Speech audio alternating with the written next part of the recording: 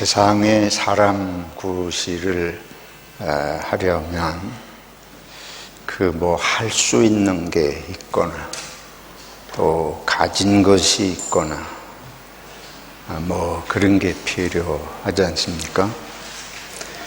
젊은이들이 학교를 졸업하고 회사에 취직하려 그러면 그 회사가 시험도 치고 면접도 하고 여러 가지 방법으로 그 사람이 우리 회사에 필요한 사람인가, 쓸모가 있는 사람인가, 그런 거를 아주 세밀히 검토를 해서 사람을 뽑습니다.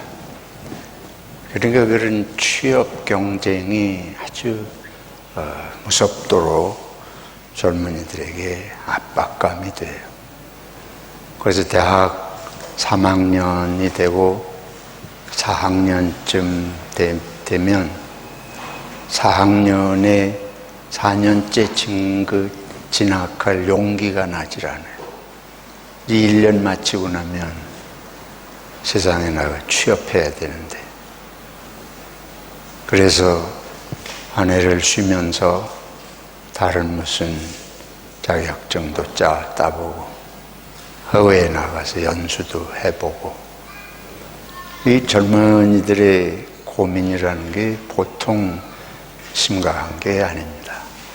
직장을 못 가지면 또 결혼도 하기 어렵고 미래가 불투명하잖아요. 돈 많은 집안의 자녀들은 그나마 또 돈이 있고 배경이 있으니까 그런 것이 이제 좀 안심이 될 수 있겠죠. 그래서 뭔가를 가지고 있거나 자기가 할 수 있는 능력이 있어야 세상에서는 환영받고 또 사람 구실을 합니다. 그런가 하면 이제 이런 자기가 뭔가 가진 게 있거나 할 수 있는 그런 것과 함께 그거보다는 조금 더 좀 다른 차원의 삶, 예를 들면 종교적으로 생각할 때 이 사람이 착하냐, 가진 건 있는데 능력은 있어 보이는데 그 사람이 성정이, 성품이 어떠냐, 그런 것도 또 사회생활 속에서는 문제가 되죠. 고려 대상이 됩니다. 그래서 그 사람의 성품이 선한가, 그렇지 못한가, 이런 것들이 세상에서는 이제 중요해집니다.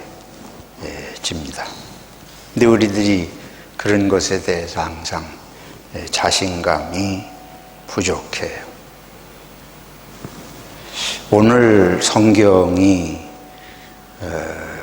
요한이 예수님을 보고 뭐라고 하는고 하면 세상 죄를 지고 가시는 하나님의 어린 양이다.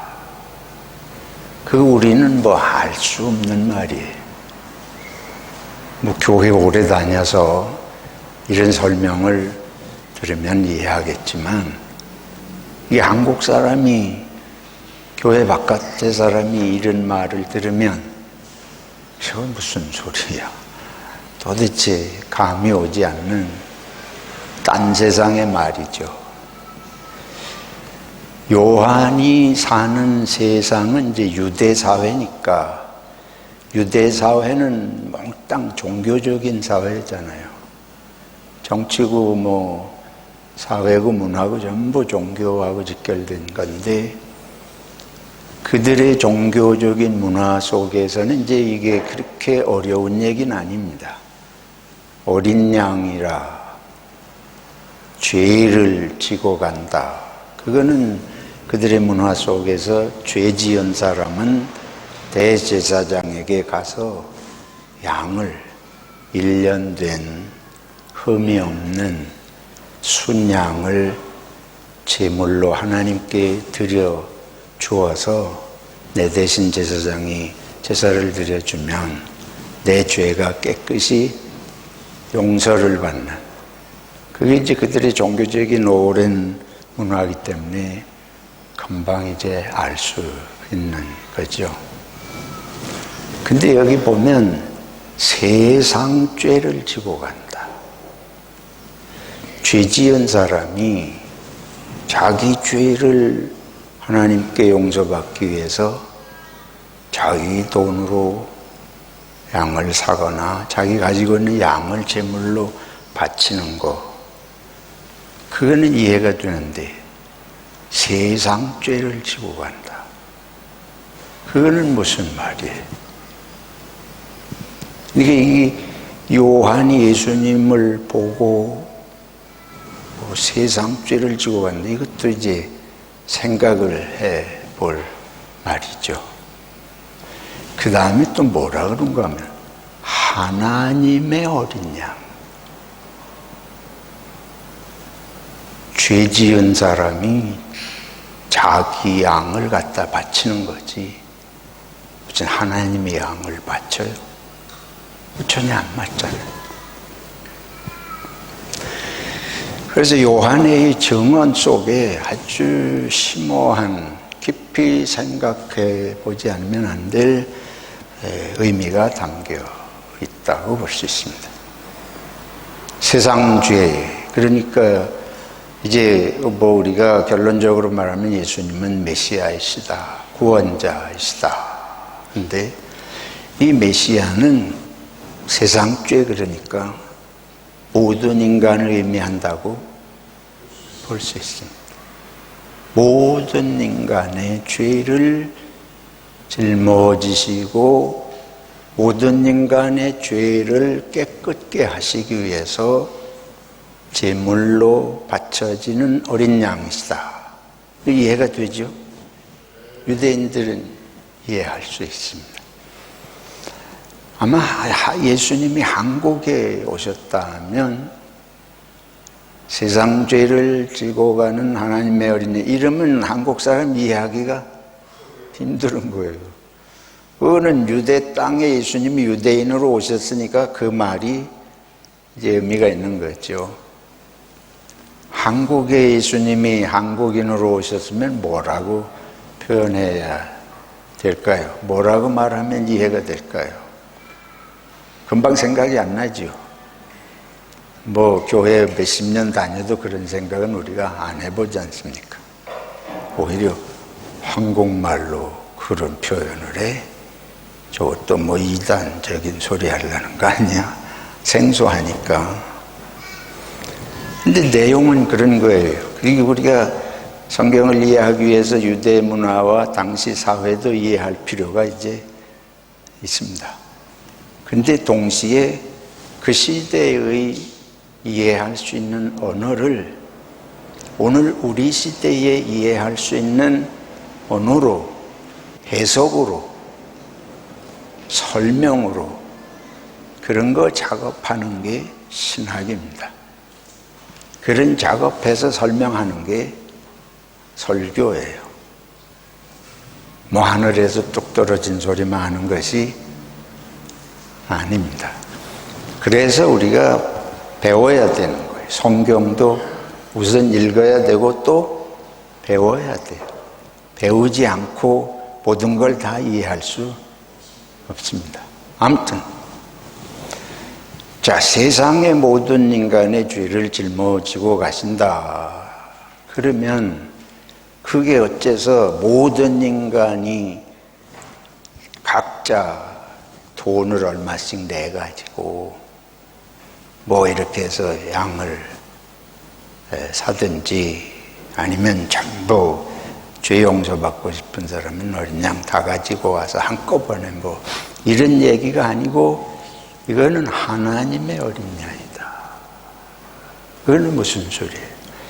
죄인이 자기 죄값을 치르기 위해서 자기 돈 바치고 자기 양을 바친 게 아니고 그 제물을 누가 준비하셨다는 얘기입니까? 하나님이 준비하신 제물이라는 얘기예요. 맞습니까? 우리가 죄 용서 받을 기독교의 죄의 용서 개념은 내가 제물 바치고 내가 헌금하고 내가 봉사하고 공로가 있어서 그럴 만하니까 하나님이 그걸 받으시고 용서하시는 그런 개념이 아니었습니다. 이 구절에 그 의미가 깊이 들어가 있습니다. 우리의 모든 죄사함의 근원적인 것은 은혜예요. 하나님께서 용서하시기 위해서 하나님이 제물을 준비하셨습니다. 근데 그거는 구약 시대는 이스라엘 백성이 죄 지으면 죄 지었을 때마다 제물을 바쳐야 돼요. 근데 하나님께서 모든 인류의 모든 죄를 동시에 용서하시고 깨끗게 하실 수 있는 길을 하나님이 열어주신 것은 바로 하나님이 준비하신 하나님의 아들, 하나님 자신이 제물이 되셔서 우리의 죄를 깨끗하게 하시고 용서하신 은혜인 줄로 믿습니다. 모든 그리스도인은 그래서 은혜로 산다는 고백을 할 수밖에 없습니다. 이 은혜의 놀라움을 깨닫지 못하면 여전히 내가 한 것으로 하나님이 용서해 주시는, 이게 인간이 근원적으로 그렇잖아요. 내가 한 것에 보상을 받는 식으로 열심히 했으니까, 착하게 했으니까, 많이 드렸으니까, 그거 가지고는 누구도 우리의 죄성의 근원을, 그 뿌리를 용서받을 수 없습니다. 예수님께서 1만 달란트 빚을 탕감받는 얘기를 성경에 하시잖아요. 우리의 죄는 나의 무슨 됨됨이나 소유물이나 능력이나 선함으로 용서받을 수 있는 성질의 것이 아니에요. 또 만약에 그렇게 해서 용서받을 수 있는 길이 있다고 그런다면 몇 사람이나 그 자격증을 따겠습니까? 몇 사람이 하나님의 마음에 들어서 네가 봉사한 만큼, 네 착한 모습만큼 이만하면 너는 용서받고 하나님의 나라에 올 수 있다. 그건 몇 사람이나 갈 수 있겠어요? 하나님은 모든 사람을 모든 죄로부터 구원하셔서 천국 백성으로, 하나님의 자녀로 회복시키시기를 원하신 줄로 믿습니다. 이것이 우리가 예수 중심의 공동체를 만드는 교회의 의미입니다. 교회에 와서 우리가 그 무엇도 자랑할 수 없는 이유가 여기에 있습니다. 우리의 신분이 어떻든지, 가진 것이 어떻든지 구분 없이 하나님의 자녀됨을 확신하고 사랑할 수 있는 근거는, 또 용서해야 한다는 근거는 바로 이 하나님의 은혜에 있는 것입니다. 그러면 하나님께서 당신이 마련한 제물을 통해서 우리의 죄를 이렇게 용서하신다는 게 무슨 소리예요? 조금 전에 말씀드렸어요. 세상에서는 가진 게 있거나 뭐 능력이 있거나 사람이 그래도 그럴듯하게 착하거나, 근데 죄인이라는 건 뭐예요? 죄인을 위해서 십자가를 지시는, 죄인을 위한 제물이 되신다는 것은, 죄인이라고 하는 건 소유나 쓸모의 개념도 아니에요. 이거는 착하다 아니다도 아닙니다.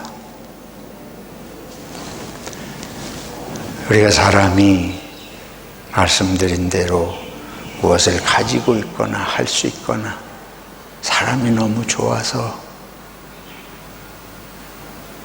근데 그게 아니고 이게 정말 쓸모도 없고 놔놓고 보니까 이 쓸모도 없고,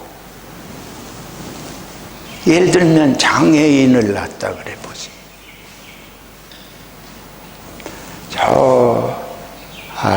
그린랜드 그쪽에서는 무슨 법이 있는가 하면 임신하면 장애인인가 아닌가 미리 검사해가지고 장애적인 요소가 발견되면 낳지 못하게 하는 게 법이에요. 이런 무지막지한 법이 세상에 있습니다. 근데 하나님께서 지금 죄인을 위해서 제물을 준비하신다, 이 말은 그 사람이 쓸모 있느냐 없느냐, 성한인가 있냐 아니냐가 아니고 그냥 그 사람 자체가 귀하여 그 자체가 사랑스러우셔서 이렇게 제물을 마련하시고 구원하시는 줄로 믿습니다. 이게 우리 기독교 신앙의 정말 진수예요. 하나님은 저와 여러분이 하나님 앞에, 내가 하나님 앞에 사랑받을 수 있을까? 하나님이 나를 좋아하실까? 어떻게 자신을 해요? 어떻게 그걸 믿을 수 있고 확신하겠어요? 저 사람은 하나님이 보시기에 사랑받을 만한 것 같아, 저 정도면. 근데 나는 내가 생각해 볼 때 하나님이 나 같은 사람을 사랑하실 것 같지가 않아. 그런 갈등을 해보신 적 없습니까? 내가 이런 모습인데도 남은 모르더라도 내가 알고 있는 내 모습 참 하나님은 다 아실 텐데 내놓으면 하나님이 나도 받아주실까? 고민 안 할 수 없어요. 우리 심리적으로. 근데 하나님께서는 바로 이 오늘 세상 죄를 지고 가시는 하나님의 어린 양이라는 말씀 속의 의미는 내가 어떠한 사람이든지 하나님은 받으시기 위해서 예수님을 메시아로 보내신 것을 선언한 줄로 믿습니다. 기독교의 구원자는 예수님은 그런 분이십니다. 무조건 사랑하시는 분이에요. 왜? 당신이 지으신 존재고 이 세상에서 무조건 사랑할 수 있는 존재는 가족밖에 없어요. 그렇잖아요.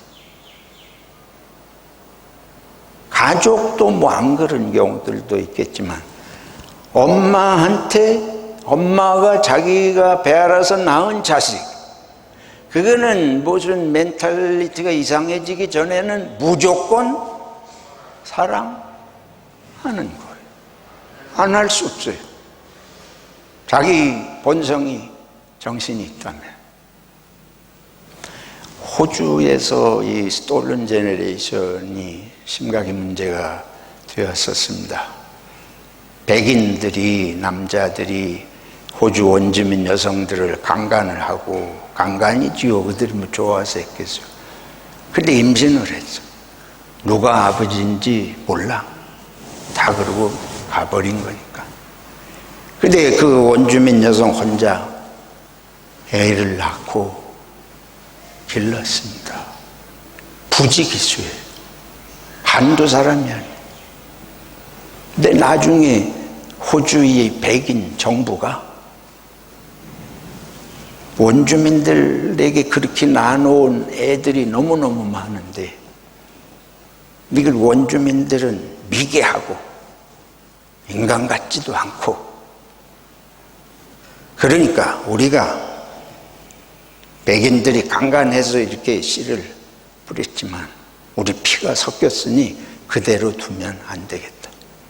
다 붙들어다가 우리가 공동으로 이렇게 고아원처럼 미션하우스를 만들고 거기서 길러야 되겠다. 이게 이제 스톨른 제너레이션이라고 이름 붙인 거예요. 도둑맞은 세대 아이들을 다 엄마에게서 무조건 뺏어왔습니다. 강제로. 말 타고 백인들이 원주민 마을마다 다 습격하다시피 가가지고 완전히 원주민처럼 까맣지 않으면 애들을 무조건 다 잡아간 거예요. 그래서 숨기느라고 야단이고, 심지어 내륙 지방에는 그 물이 없으니까 빗물 받는 통이 지붕 꼭대기인데 그 빗물 받이 그 통 속에 숨겨가지고 찾지 못하게 하려고 원주민들. 그 오스트랄리아라는 니콜 키드먼이 주연한 영화 보면 그런 게 아주 생생하게 나오잖아요. 그들은 엄마가 자기가 낳아가지고 비록 성폭행을 당해서 낳긴 했지만 그래도 내 자식인데 이 엄마가 자기가 낳은 자식에 대한 그 안타까움과 사랑을 이해를 못하는 거예요. 그냥 다 잡아다가 조금 뭐 신식교육, 소양교육 시키면 그걸 잘해주는 거로 이런 식으로 생각을 한 거죠. 이게 배웠다는, 이게 당시 기독교인이라는 백인들이 한 일입니다. 근데 그게 그 사람들뿐 아니고 우리 본성에 그게 다 들어 있습니다. 뭐 조그만한 것만 있으면 우월감을 가지고 별 도와주는 것처럼. 하나님은 예수 그리스도를 통해서 우리들에게 주신 사랑은 그냥 내가 낳은 자식이에요. 내가 만든 내 형상으로 지은 이 인간을 무조건 사랑하시기 때문에 예수 그리스도를 제물로 삼아 구원하시기를 원하신 줄로 믿습니다. 그래서 이거를 철저하게 마음에 새겨. 그러니까 예수님은, 우리 하나님은 저와 여러분을 사랑하지 않으실 수 없으신 분이에요. 하나님의 사랑에 대해서 의문이 들 때마다 이 생각을 하시기 바랍니다. 당신이 죽으심으로 우리를 죽음에서 건지시고 사탄의 종노릇하는 데서 건지셔서 자녀로 삼으신 은혜입니다. 교회는 이걸 고백하는 공동체인 줄로 믿습니다. 저와 여러분이 여기서 뭐 서로 앞에 내세울 것이 있습니까? 이 하나님의 사랑이 아니면 우리가 여기 모일 이유가 무엇입니까? 그러면 이 은혜를 그냥 존재 자체가 장애인이든 죄인이든 뭐 무슨 쓸모가 있든 없든 그 모든 것을 초월해서 무조건적인 사랑으로 우리를 구원하셨는데, 지금 요한은 그걸 증언하고 있는 것이, 놀라운 증언을 하고 있습니다. 요한이 이스라엘을 로마에서 해방시킬 무슨 위대한 그런 지도자를 증언하는 것이 아니고 세상 죄를, 우리 모든 인간의 죄를 짊어지시고 제물이 되어 구원자의 길을 가시는 분이시다. 요한은 진실한 마음으로 증언을 합니다. 그러면서 이 분이 그러한 구원자이시면서 이분이 성령으로 세례를 주실 분이시다. 나는 물로 세례를 준다. 그러나 이분은 성령으로 세례를 주실 분이시다. 요한은 이분이 자기를 증언하는 것이 아니고 이 예수 그리스도를 증언하면서 뭐라 그러면, 나도 이분이 그런 분인 줄 몰랐다. 몰랐는데 나보고 가서 세례를 베풀라고 나를 보내신 그분, 하나님께서 나보고 세례를 베풀라고 나를 불러서 사명을 주셔 내가 하는데, 그 하나님께서 나에게 누구든지 성령이 그 위에 머무는 사람을 보거든 그가 바로 내가 보낸 하나님의 아들이라는 것을 알아라. 그리고 그가 성령으로 세례해 줄 뿐이다. 이걸 하나님이 자신에게 깨우쳐 주셨다는 거예요. 그거를 증언하는 것입니다. 그래서 세상 죄를 주고 가시는 제물이시고 성령으로 세례를 주실 분이시다. 요한이 자기 제자에게 이거를 알게 하면서 예수님을 따라가라고 그러는 거예요. 그래서 요한의 두 제자가 예수님을 찾아가서 뵙고 어디에 계신 것까지 뵙고 예수님의 제자의 길을 간다 하는 게 오늘 말씀의 내용입니다. 그리고 그 두 사람 중에 한 사람이 안드레이고 안드레가 시몬 베드로의 동생이에요. 그러니까 안드레가 자기 형 시몬을 베드로를 예수님에게 내가 메시아를 만났다 하고 전도해서 인도하는 내용을 말씀 속에 기록이 되어 있습니다. 증언자의 길은 쉽지 않습니다. 우리는 이걸 이야기로 읽으니까 요한이 그런 증언하는 게 당연한 줄 알죠. 쉬운 것 같잖아요. 예수 믿다가 자기가 예수 되는 사람들이 부지기수예요. 문선명이가 그래. 예수를 넘어서 자기가 하나님이래. 이만희가 그런 거예요. 그는 성경 읽고 예수 믿다가 무슨 정신이 들었는지 자기가 하나님 꼭대기로 올라가죠.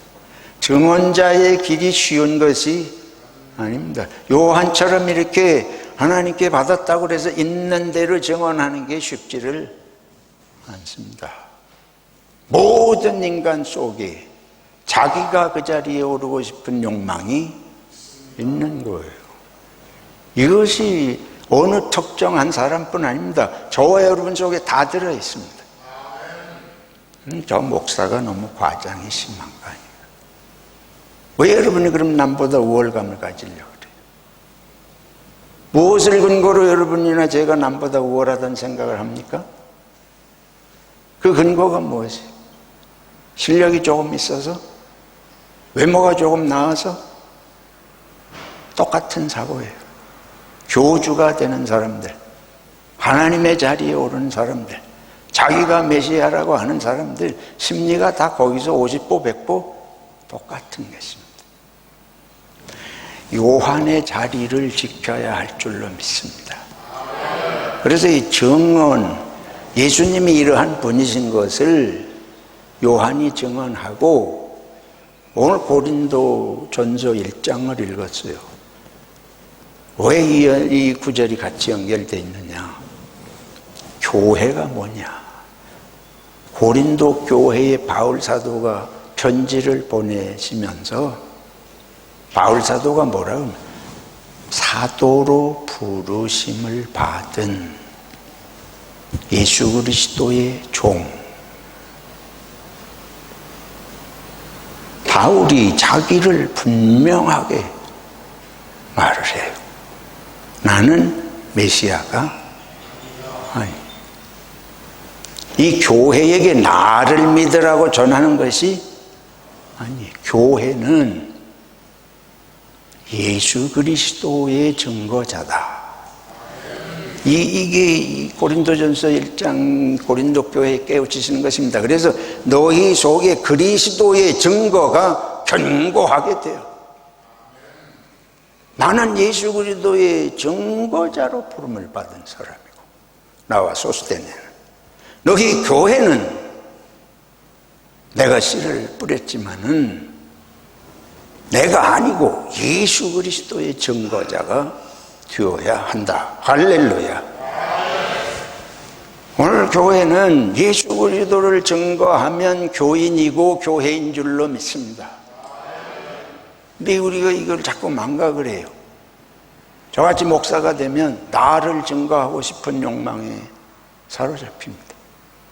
우리 소망교회를 증거하고 싶은 욕망에 시달리게 됩니다. 조심해야 할 줄로 믿습니다. 그때부터 우리는 이만희나 문선명이 가는 길하고 별로 다를 바가 없는 길을 가게 되는 것입니다. 말씀드렸어요. 그렇게 과장해야 됩니까? 그거 정신 못 차리면 순식간에 그렇게 되는 거예요. 누구 이름으로 목사가 됐습니까? 누구 이름으로 장로가 됐습니까? 그건 목사 된 게 자랑이에요? 장로 된 게 자랑입니까? 장로가 능력입니까? 장로가 신분입니까? 목사가 신분입니까? 증언자의 역할을 할 뿐입니다. 우리는 모두 예수 그리스도의 이름으로 구원받습니다. 성부, 성자, 성령의 이름으로 세례 받습니다.